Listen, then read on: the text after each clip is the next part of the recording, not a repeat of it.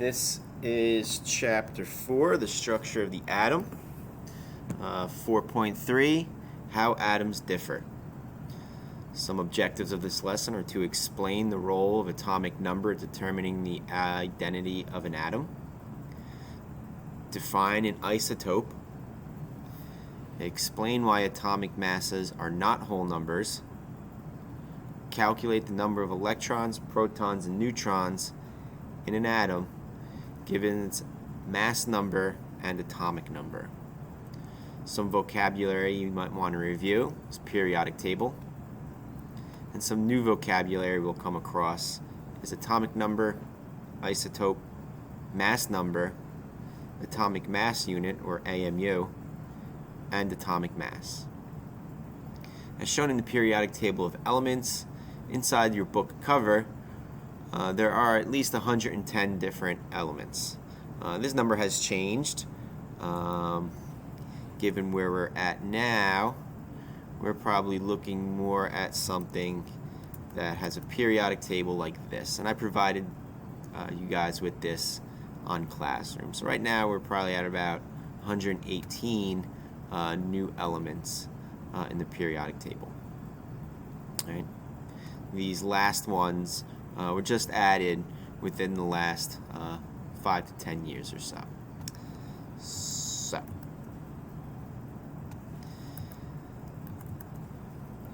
Not long after Rutherford's gold experiment, Henry Moseley discovered that atoms of each element contain a unique positive charge in their nucleus. Thus, the number of protons in an atom identifies it as an atom of a particular element. The number of protons in an atom is referred to as the atomic number. You can always refer to the atomic number as the number of protons. The information provided by the periodic table for hydrogen is shown below. The number 1 indicates the symbol for hydrogen is the number of protons, right? Or we can call it the atomic number. Also, what you can get in there is the chemical name, the chemical symbol for that element. Each element has a unique chemical symbol, and then the average atomic mass of the element itself. And we'll talk more about average atomic mass when we talk about isotopes. If you were to go ahead and move across the periodic table to the right, you will come across helium, which has 2 protons. We'll show you as we move across the periodic table, you'll have helium that has 2 protons, and then when we get back down to the second row, or we call period, we can see that lithium has 3, beryllium has 4, etc., etc. So as we go through the periodic table of elements, we're increasing not only the atomic mass, but we're also increasing the number of protons. And that's kind of how the periodic table was designed in terms of the number of protons. Because all atoms are neutral, just keep that in mind for now. There are times when they are not neutral, but for the point of this course, all atoms will be neutral. The number of protons and the number of electrons will be equal. Thus, once you know the atomic number of the element, you can then go ahead and determine how many protons that has, and then you can go ahead and find out how many electrons that has. And again, remember that protons are a subatomic particle that are positive, and electrons are subatomic particle that are negative.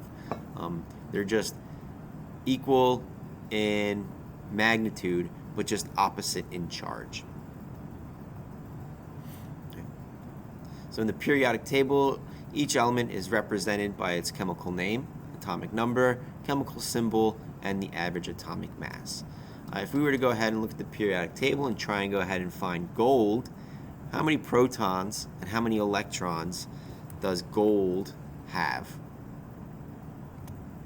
And the first thing we're going to want to do is go ahead and look at our periodic table and go ahead and find gold. So take a second to go ahead and find gold.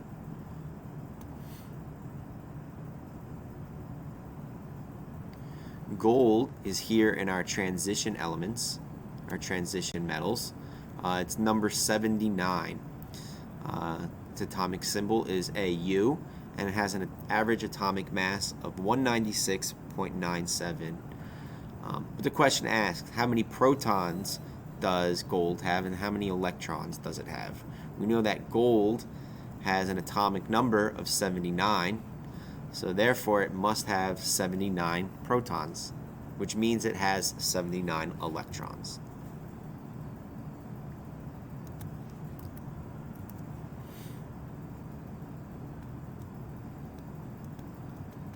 Right. If we were to go ahead and look at this table here, right, it's asking us to go ahead and complete the following table, right, with the given information. Keep in mind that your atomic number equals the number of protons, which must then equal the number of electrons. So if we were to go ahead and use number 82, lead, as our example, we can see that lead has an atomic number of 82. That must mean it has 82 protons, and it must have 82 electrons. If we were to look at this case right here, we know that the element must have 8 protons. And because the number of protons is equal to the atomic number, what we'll need to do is look at our periodic table to go ahead and find out which element has an atomic number of 8. If we count across, right, 1, 2, 3, 4, 5, 6, 7, 8, we see that oxygen is the element in question. We know that it has 8 protons, its atomic number is 8, therefore it leads us to oxygen. And just remember that the number of protons must equal the number of electrons.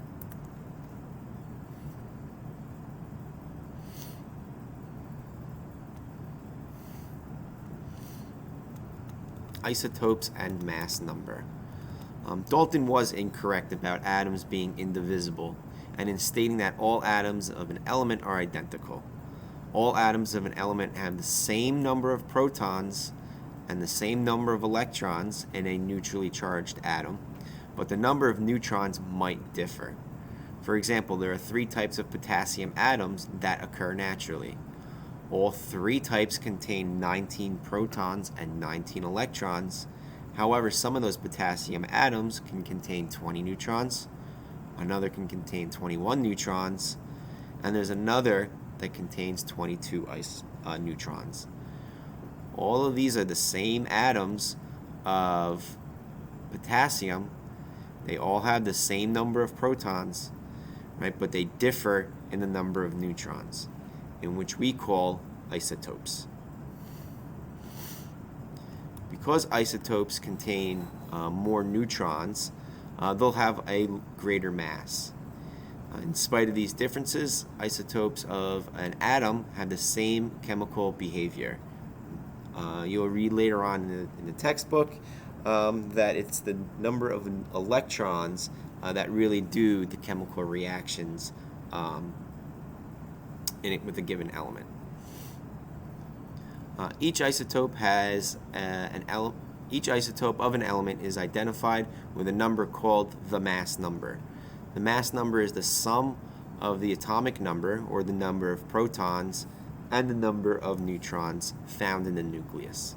So your mass number is equal to your atomic number, which is again the number of protons plus the number of neutrons. Right? Mass number is the sum of the number of protons and the number of neutrons. Right? For example, copper has 2 isotopes. The isotope with 29 protons and 34 neutrons, right, has a mass number of 63. Right? 29 plus 34 is equal to 63, and we call it copper 63. Or we can go ahead and write it as copper with a 63 in the superscript. Or we can just go ahead and put copper dash 63, right? Here's the symbol for it, Cu-63. The isotope with 29 protons and 35 neutrons is called copper 65. And again, that 63 and that 65 refers to its mass number, right? 35 plus 29, 29 plus 35 is equal to 64. We'll leave it at that. Chemists often write out isotopes using a notation as follows. It kind of just helps us to go ahead and just look at what we're dealing with. Right? So in this case right here, right, because we know it has a mass of 63, it goes in the superscript. We also know that it's copper, so therefore its atomic number must be 29, and that goes in the subscript, right? And then following that is the chemical symbol.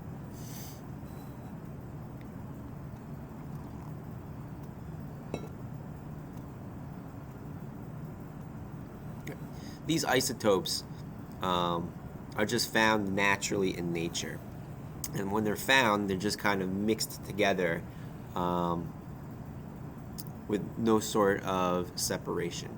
So no matter where a sample of an element is obtained, the relative abundance of each isotope would be constant. For example, if a banana, which is 93.26% potassium atoms containing 20 neutrons, you also will have 6.73% of that banana containing 22 potassiums with 22 neutrons, and then you'll have 0.01% of the potassiums in that banana containing 21 neutrons.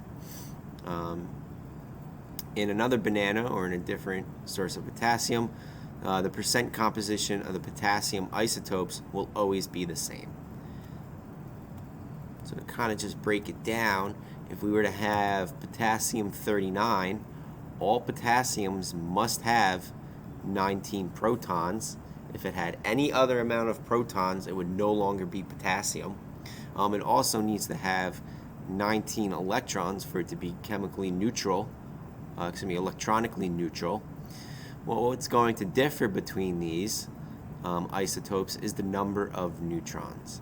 In this case, potassium 39 has 20, potassium 40 has 21 neutrons, and then potassium 41 has 22 neutrons. And just remember that it's the protons and the neutrons are found within the nucleus itself.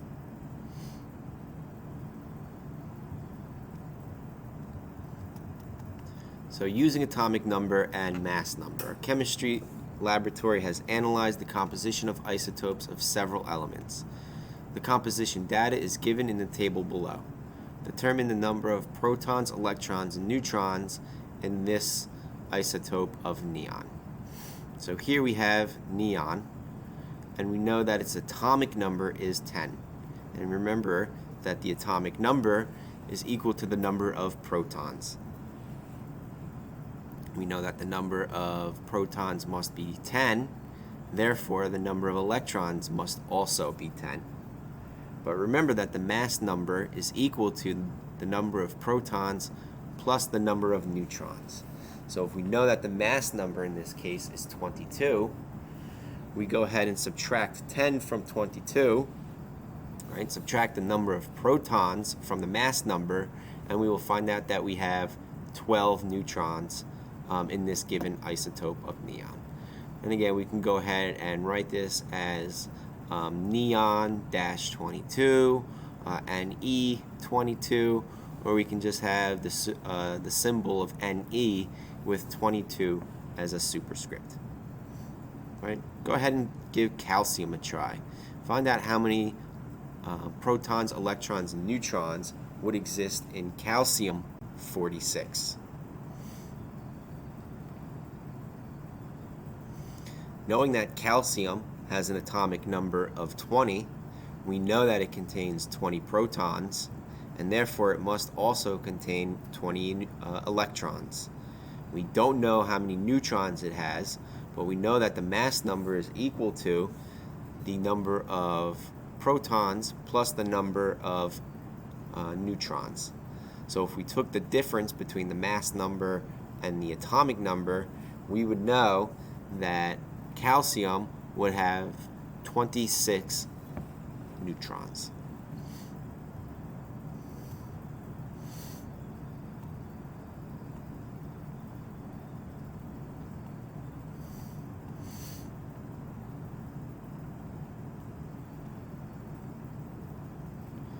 just remember that when we're going through this, these atoms are very, very, very small. And that what makes up the mass of a atom is the number of protons and the number of neutrons, whereas that of an electron is only, what is that, 1/1800th of a proton, right? So electrons are very small, and their mass is pretty much negligible. It's really the protons and the neutrons that make up the mass of an atom. Because these extremely small masses expressed in scientific notation are difficult to work with, chemists have developed a way to go ahead and make a more specific standard to atoms itself. The standard is the carbon-12 atom. Scientists assigned the carbon-12 atom as mass of exactly 12 atomic mass units. Thus, one atomic mass unit is defined as 1/12 the mass of a carbon-12 atom. Although the mass of one AMU is nearly equal to the mass of a single proton or a neutron, it's important to realize that these values are slightly different, given that the mass of the subatomic particles in AMUs. And if we kind of go back, we can see that is just using AMUs as sort of an estimate of what we're working with. However, right, in terms of chemistry, it works pretty well. You can see that the electron in terms of AMU is what? 1, 2, 3, 4 times 10 to the negative fourth of that of a proton. And if we go ahead and look at that of a proton, right, 1.007. Here we have a neutron, 1.009.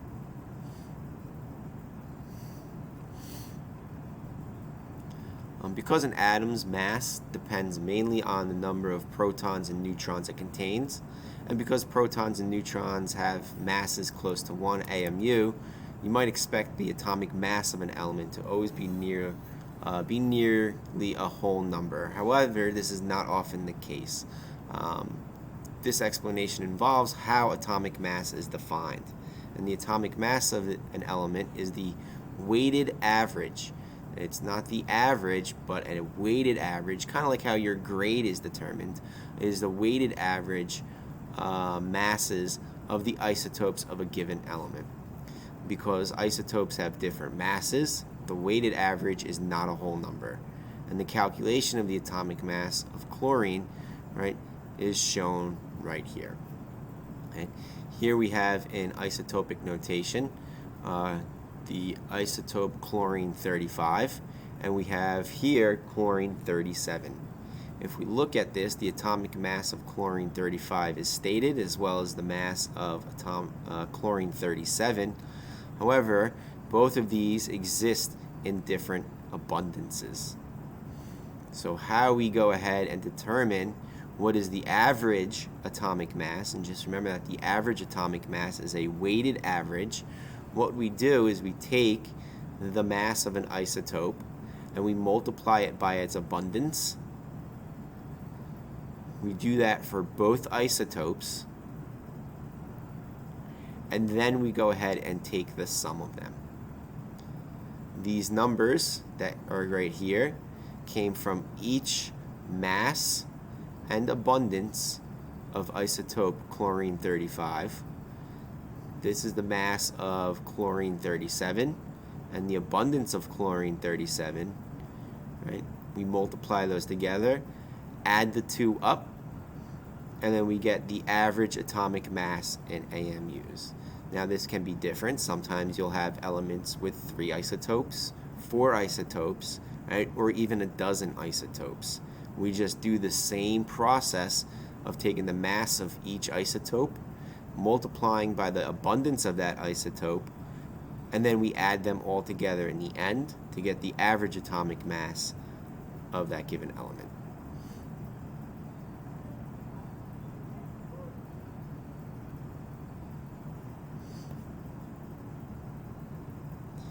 Analyzing an element's mass can include the most abundant isotopes for that element. For example, fluorine has an atomic mass that is extremely close to 19 AMUs. If fluorine had several fairly abundant isotopes, its atomic mass would not likely be so close to a whole number. Thus, you might conclude that all naturally occurring fluorine is probably in the form of fluorine-19. And indeed, 100% of naturally occurring fluorine is in the form of fluorine-19. While this type of reasoning generally works well, it is not foolproof. Let's go ahead and consider bromine. It has an atomic mass of 79.904 AMUs, which is close to 80 AMUs. It seems likely that the most common bromine isotope would be bromine 80. However, bromine's two isotopes are bromine 79, which exists at about 51%, and then bromine 81, which exists at about 49%. When you take the weighted average of these two, you get just somewhere between 80. But again, no bromine 80 isotope exists.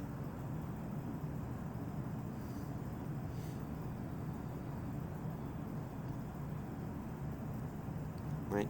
Given the data in the table, calculate the atomic mass of unknown element X. Then identify the unknown element, which is used medically to treat some mental disorders. So here we have two isotopes, right? Isotope X, which has a mass of 6, and isotope X, which also has a mass of 7. We know that they exist in these abundances, each of their isotopes, and that each isotope has its own mass. What we're going to want to do is multiply these two together, and get the sum of those products. When you get the sum of those products, you find out that it has a mass of 6.939 AMUs. And if we go ahead and look at our periodic table, right, what has an atomic mass close to 6.939 AMUs? And that turns out to be lithium.